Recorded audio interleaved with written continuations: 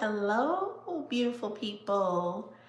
Good evening. Welcome back to my channel. I am Ashley Nicole, and I am a licensed mental health counselor. I'm also a career coach, and here on this channel, we talk all things mental health as it relates to your career. So, what do I do as a coach? I help professionals navigate workplace stress, burnout, anxiety in the workplace, navigating career transitions. So welcome to my channel. Hopefully in this live you gain some type of insight, and I hope that it kind of helps individuals really pinpoint or recognize what's really going on in their workplace. A lot of times I hear, about people experiencing anxiety and things like this at work. They have, bad managers and all of these things, but not really knowing what to do or how to recognize that it's really gone too far. So today we're going to talk about emotionally abusive jobs, emotionally abusive careers, or workplaces, whatever you want to call it, fill in the blank, right? If your job constantly drains you, makes you question your worth, right? Or it feels like you're walking on eggshells, you are definitely not crazy. You are not alone. We are here to talk about it today. So if you are in the live, please like the live, share, comment, and subscribe to my channel if you want more content like this or want to hear more things about this, right? Okay, so first we'll kind of talk about some of the signs that your job is emotionally draining, right? And if you see me look down, I have some notes here because, again, I hear this on a daily basis, right? How people really don't enjoy going to work, right? I hear a lot about the Sunday scaries and people really not knowing how to navigate this situation or how to navigate different managers or supervisors or, bosses that they have when it comes to certain things, right? So one of the signs is that it's a culture of gaslighting, right? And so what is gaslighting, you say, right? Gaslighting simply is anytime anyone makes you feel like you are not seeing what you are seeing in the situation, right? Anytime someone makes you second guess yourself when you know that what you saw is what you saw and what you heard is what you heard, right? Means that someone is trying to gaslight me, right? Right? Someone is trying to gaslight me if I say, well, for example, right? Well, you said XYZ 1, 2, 3, and they said, well, no, I didn't say that. You didn't hear that. When I know specifically that's what I heard, it's like I'm being gaslit. So if you are in a workplace where you feel like, thank you for joining the live, right? If you're in a workplace, right, where you feel like your concerns are being dismissed, right? You are being questioned, right? If there are things being said like, we never really said that, or if you hear you're overreacting, means that you might be in a gaslighting culture when it comes to your workplace. You know what I mean? This is really a red flag because the longer that you stay in that workplace, the more difficult it's going to be on your mental health, right? Because one thing about gaslighting is that the more someone tells you that's not what it is and you start to second guess yourself, you're going to lean into that, right? Which means that you are really going to start second guessing, like, well, maybe they didn't say that, or, maybe I am overreacting, or maybe it's not that big of a deal, right? So gaslighting culture is one of the signs that you might be in an emotionally draining or abusive workplace, right? Okay, so another sign is that there are unrealistic expectations. I will share, like, and when I was in corporate, right? There would be times where they would say, or even when I worked in community mental health, you need to see 40 clients a week. And it's like, this is not even doable, right? It's unrealistic. When your manager comes to you with certain things about certain metrics or certain goals that need to be met, and you know, based on the tools that you have, based on the resources that you have, right? And just your ability to do your job, that okay, yeah, I'm not going to meet this metric, right? We don't even have enough resources to do that. These are unrealistic expectations, right? No matter what you do, it's never going to be enough, right? There's constant pressure, right? And along with that, and this is a big one, right? In that same space of unrealistic expectations, there's constant pressure to do all of these things, and you are being gaslit to the point where you are trying to do all of the things, right? But then you don't get any recognition, right? Nobody says, wow, you did such a great job. Nobody says, wow, if it wasn't for, for this person or this team or this person that runs this team, that oversees this team, we wouldn't be in the position that we are in now. You aren't getting any recognition for really the pressure that you're putting on yourself. So that's the second one, unrealistic expectations. Okay, so the third one, emotional manipulation, guys, right? There's praise 1 minute, and then you're being told you're not doing enough the next minute, right? Right? And the belief behind that is, now this might not even come from the workplace per se, or your manager or supervisor. This might come from outside sources like friends, family, right? That things are not going well at work. When you go home to vent and all of these things, you're telling your friends like, oh my gosh, like this is, such a bad workplace. I'm not really sure what's going on. I don't really like it, right? What is one of the things that your friends and family might say? They might say that you should be grateful to have a job, right?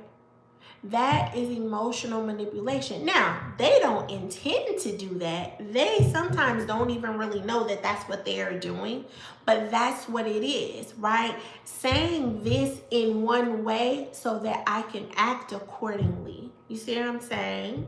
Right? Okay. Now, also, the fourth thing might be that your workplace is a fear-based environment. You stay at this job because of fear, not because you are satisfied, right? But fear because of what, right? For a lot of people, the fear is the financial part, right? If I leave this job, what am I going to do next? If I leave this job, how am I going to pay my bills? Right? If I leave this job, right, especially if you've been at a job for many years, right, there's fear because you're comfortable, right? So you stay because of fear, not fulfillment, right? Again, fear of losing your income, but also maybe fear of losing respect, right? Maybe this was a job that you got, or in a career where it's like, wow, I've graduated, this is it. I'm at the job, I got the job, right? Right? You were there, and then all of a sudden you're not fulfilled or you're not satisfied and you want to leave. The fear of people saying things about you leaving a job that you really, really wanted, right? And then the other thing is there's constant anxiety and burnout.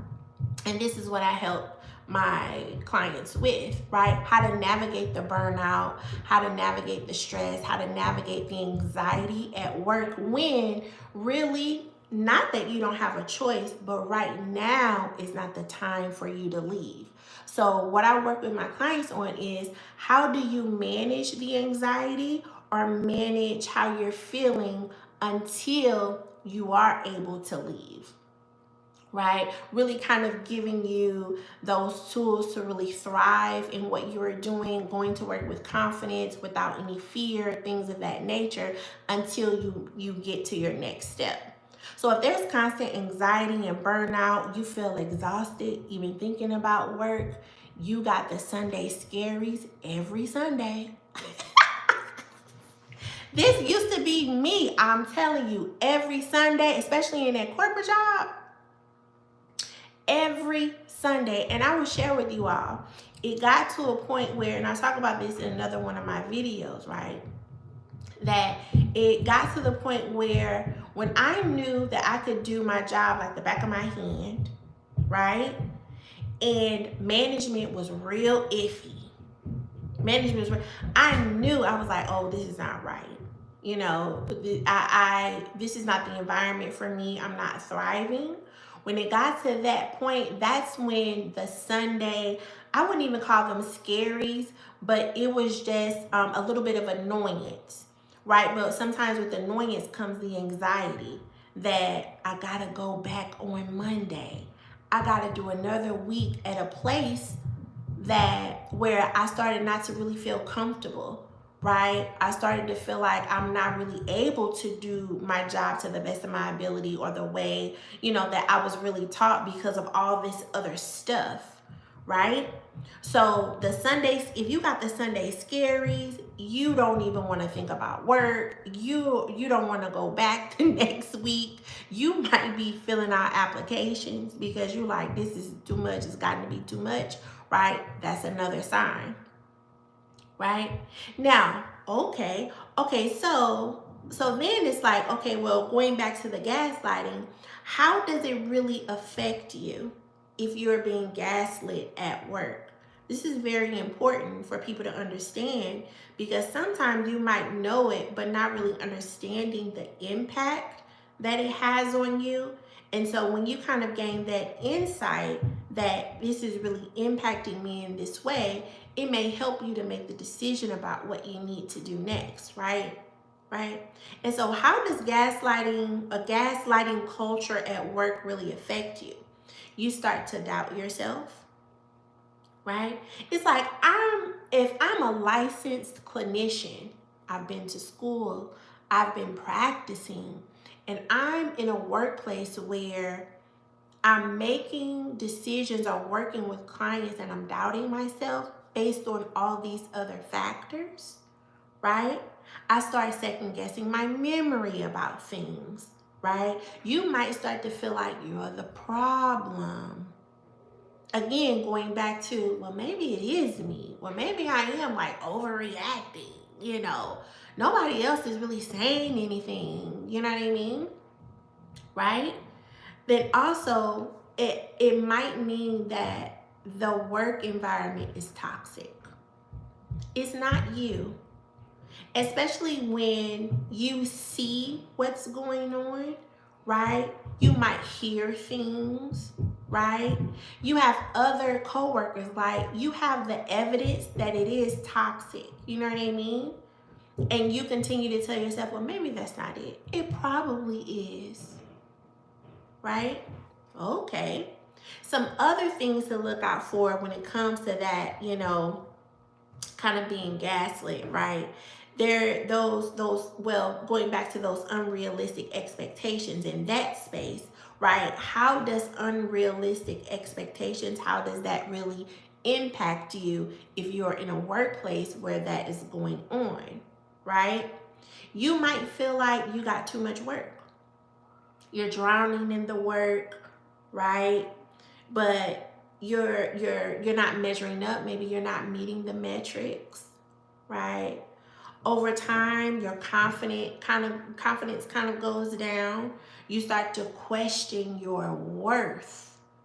And that's when the mental health is really starting to be impacted, right? Because if you're at a job where now you're questioning, am I even worthy or deserving of having this particular role or being in this career, the mental health is affected. Now, this goes back to a whole bunch of other things too, because it depends on the person. Your childhood might have, might be a factor in that as well. And that goes into a whole nother live of talking about that, right? But that's how it might affect you, right? Again, no matter how hard you work, it's never enough. You might be expected to work late. You might be answering emails on the weekend, right? And for a lot of people, depending on the belief that you have about work, right? Think about this. I'll stop here for a second. Think about this. Where do our beliefs really come from, right? Most people probably know that it really starts in our childhood. Your beliefs also not only come from whomever raised you, but beliefs also come from your environment, right? The television, from your teachers, right? Your professors, right? This is how you form all of the beliefs. So then when you go back to what beliefs do I really have about work? If you were raised by a specific generation, that might be where you start. This is how your beliefs were formed based on how that particular generation views work. And for a lot of us, the generation that we were raised by says that you find a good job and you don't leave. Put a comment in the chat if this is how, this is the belief that you have about work, right? Let me know. I'm always interested in this, right? Because really when you think back, it's like, okay, if my mom, if my grandmother, the way their beliefs that they had about work, or not even what they told you, but what you saw them do when it came to work formed your belief about work, right? So if they found a job, stayed, even though they were tired all the time, even though they worked from sun up to sundown and made little money, right? Even though they worked and they never saw their families, their behavior shows you that this is what you do, even though it's challenging, even though it's hard on you, even though you don't get to see your family, you still work, right? Even though you don't like the job, even though you were not satisfied, you found a good job, you stay no matter what. And this is the barrier to people leaving their jobs. Because the belief is, okay, it's bad, but it ain't that bad. Okay, yeah, I'm I got the Sunday scaries. I'm anxious, right? I'm trying to break my neck trying to get to work on time because I can't be late, right? I'm trying to dot all of my I's and cross all of my T's so that no one looks at me like I don't have a good work ethic, right? Just because you found a good job. Right? And so what we're getting to now with current, right, generation, especially some of the millennials, they're like, yeah, whatever. Forget about it. Who's after the millennial? Gen Z? They're out of here. This is not working for my mental health. It could be 3 days and they are like, this ain't gonna work. It could be 3 weeks, 3 months. They're not staying long. You will not catch. Find me a Gen Zer. Find me a Gen Zer who will stay at a job for 10 years and they're not satisfied. You can't find them. They're like, we're moving on to the next. My mental health is being impacted. These are the individuals who are looking at jobs to ensure that the job benefits them and not only what they can bring to the job, right? So this is something to think about, what your beliefs are about work and how those beliefs are really impacting you currently. Okay, so emotional manipulation, how does it impact you, right? You might become anxious again. You might always be walking on eggshells at work. not really knowing what to say or do when it comes to certain direction or managers that you might encounter. You're trying to really stay in their good graces in a way, right?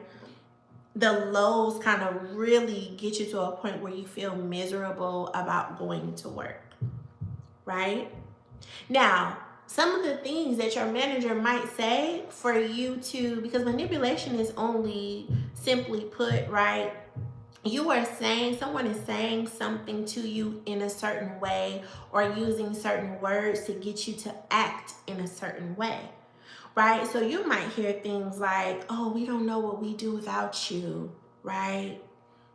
And then when you ask for a raise, it's like, oh, you're just meeting expectations, right? It's, oh my gosh, you do such a great job. Oh my, you did amazing on that project. You know, we really needed your expertise, right? But you never get on your evaluation, right, exceeding performance, right? Right? You might be guilt tripped into staying late. You might be covering for people, right?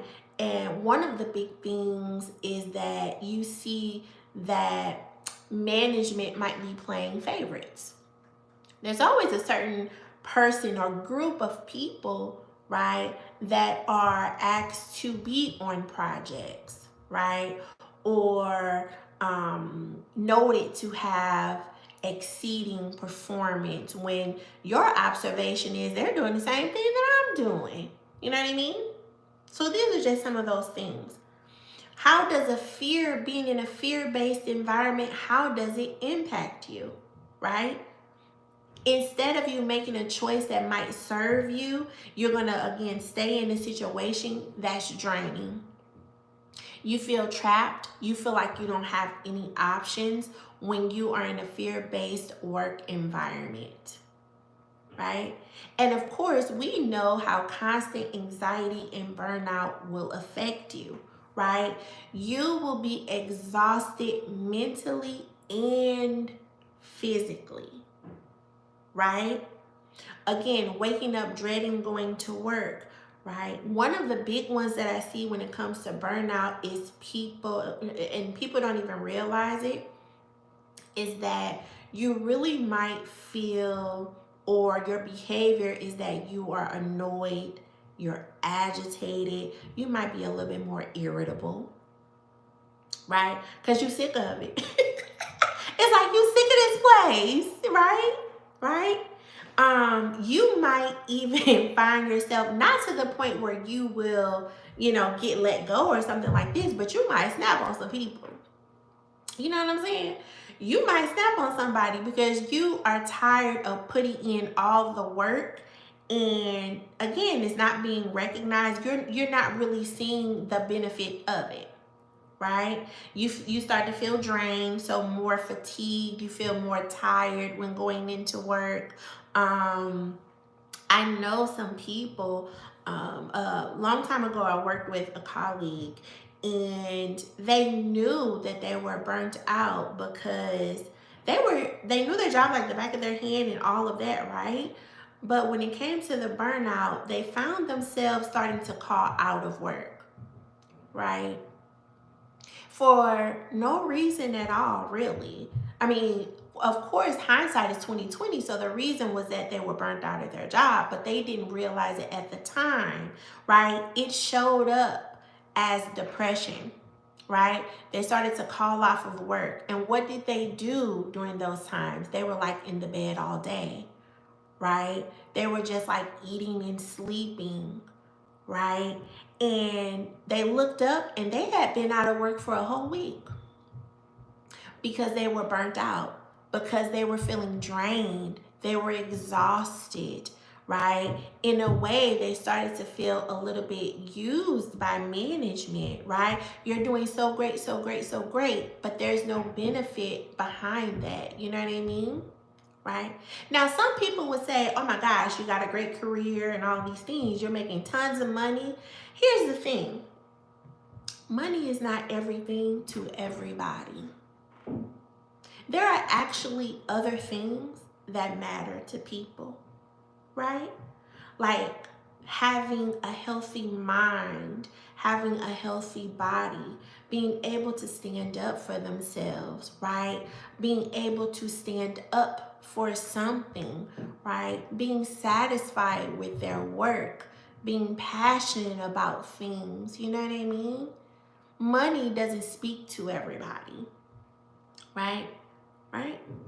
Right. So now, again, we know how constant anxiety and burnout can, affect you and all these things, right? You're basically in survival mode. So you don't want to get to that point. So then it's like, okay, well, why do people really stay stuck in that? It's like you can't even imagine going to work or even before then on Sunday feeling like this, having to go in and really pretend. You gotta kind of fake it until you make it because you don't really want to be there, right? And it's only so long that you can fake it until you make it. So why do people stay stuck in there, right? One of the things is a fear of change, right? What if I've been at this job for 10, 15 years and the next job is worse? That's a whole thing. Right? That's a whole thing. What if the next job is worse? It's like I'd rather deal with what I know rather than what I don't know. This is how some people think about it. And then, I think it's valid. What do you all think? I think it's valid, right? I might as well stay here because I don't know what's around the corner. I don't know what the next job is going to bring. I have to relearn how to, my co-workers, how people work, how to do things, how this company does things, and all of that, right? So that's one of the reasons, the fear of things changing. The second one is going back to the finances. You are dependent. Think about this. Oh, this is powerful, right? You are dependent on this company financially. And that's a scary place to be, right? You don't ever want to be or put all your eggs in one basket, right? You should have something, right, that you are doing along with your 9 to 5, because you don't know what decisions companies are going to make. We know this just by looking at what's going on now. You know what I mean? So you should have something on the side that will allow you to be able to grow it, right? Or make some decisions. You know what I'm saying? Even though you are in this situation, you've got something to build upon, right? So, but a lot of people thoughts are that I cannot afford to leave, right? Which means that you've got to set yourself up in a position where you would be able to do that, or that you would not be fearful of doing that, right? And so, of course, I have other ways, since I'm a licensed mental health counselor, right? There are ways to be able to shift your mindset. And so this is how I kind of help my clients with that too. How do we shift our mindset, right? To reframe things so that you get to a point where you are not acting out of fear, right? You are not allowing the emotions to lead your decisions, right? You're allowing the logic to lead them. You know what I mean? So, and that's a whole nother life too, right? Okay. Now, here's another reason why people stay stuck. It's called sunk cost fallacy, right? It's a fallacy, but people really think like this. I've been here this long, so I might as well stay. That goes back to, I already know what to expect. It's bad here, but I know the bad, right? And so I would ask someone, it's like, why would you even treat yourself in that way, right? Why would you put yourself in a position to be treated that way, right? Why would you stay in something that is unhealthy for you, right? Goes back to the beliefs about certain things, which is a whole nother lie, right? But something to think about. And then also, People are stuck because of, and we're going to be honest here, right? Let's be honest, right? Attachment to the title that they have, right? Just so you can say that you are VP, right? You got the title. So it's like, okay, these are individuals who might, again, they're attached to the title, but their career really defines them, right? And you got to know that your career doesn't define you. You are more than that workplace, right? You are passionate about other things, right? You are interested in other things. There's more to you than being an employee, right? But this is why some people stay when they really do the work. With my clients, when we really do the work, this is why, this is the root, right? Of why you're staying in a position that pays $300,000 a year, in a position that pays $100,000 a year or whatever, right? Because you are attached to the title and the income that you are getting, right? When all the while, yeah, you have those things, right? But what is being put on the back burner? Your mental health, right? Your worth, right? Your confidence. You know what I mean? So something to think about, right? Okay. Okay, so how do you prepare for your exit? I did a live on this, I think it was Friday, right? So I will link it to this one, right? So you can review that video, but really quickly, right? You get clear about what your next move is, right? What do you want to do instead? Right? Do you want to pivot? Do you want to do remote work? Do you want to be self-employed? Right? Right? You want to also document everything. And let's talk about this. Let's stop here for a second. When I worked in corporate, I had a mentor, and she was wonderful. She was a wonderful mentor, and she would tell me this, like there would be some things that I didn't agree with, or some things that were supposed to occur that wouldn't occur, you know, and I would just be like, I just don't understand like what's going on. I was so green. I'm like, oh, you know, I don't understand what's going on, but I guess, you know, it'll happen. They'll get to it. And she's like, you need to document it. And I'm thinking, like, why am I going to document it? Nothing's not, you know, nothing's going to change. You know what I'm saying? It's like, this just work. You know, they'll get to it when they get to it. And she always would tell me, document it. Now, of course, I know about documentation because as a therapist, right? Because when I was in corporate, I was licensed, but I was in management, right? And so it had really nothing to do with my license, right? But in that management role, right, she would tell me you need to document everything. And so in my profession, right, in the therapy profession, right, of course, I'm documenting things with clients because in that space, if I don't write it down, it did not happen. So this is at the forefront of my mind, right? And all of these things. Okay, but in management, in just like a regular corporate, you know, place, I'm like, oh, okay, yeah, well, they didn't do it, or I guess they'll get to it tomorrow, whatever, right? But you need to have documentation, especially of any toxic patterns in your workplace. And why? In case you need legal backup. You know what I'm saying? In case this goes, you know, to, you know, legal or whatever, in case you need to call HR, you know, and all of these things, you need to have your documentation, because otherwise it'll be he said, she said. Your word against theirs. And if you are kind of like just a layman, right? An employee on the front line, your word against senior management, forget it. They're going to win every time. They already have the prompts, right, of what they're going to say. You know what I'm saying? Depending on the situation.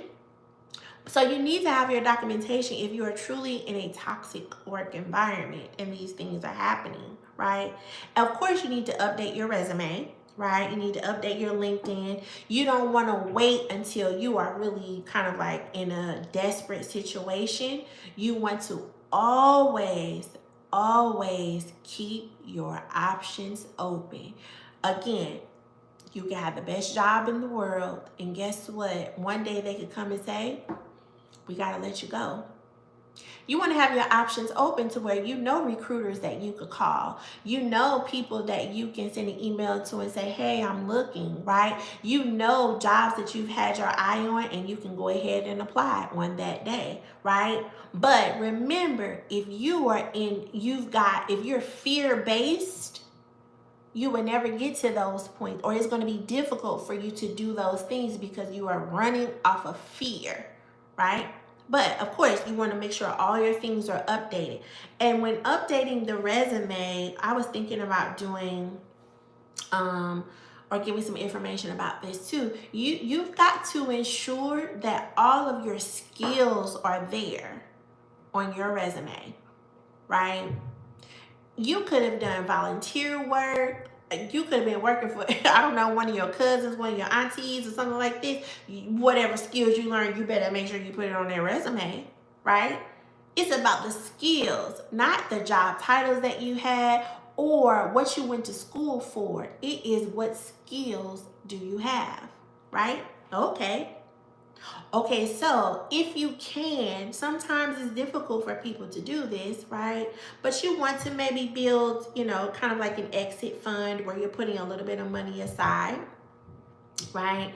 So where in case something like this happens, you may not have a lot, but at least you're a little bit prepared. You know what I mean? Right? Let's see. Okay, right? And then last but definitely not least, you want to protect your mental health. If therapy or coaching is an option for you, now is the time, especially if you're in a toxic work environment. I encourage people, when it comes to therapy, everyone needs therapy. Right? Therapy is not just for times when things are not going so good, or you have a little bit of anxiety or depression or what have you, right? Or you've been feeling down, right? Therapy can be preventative too, right?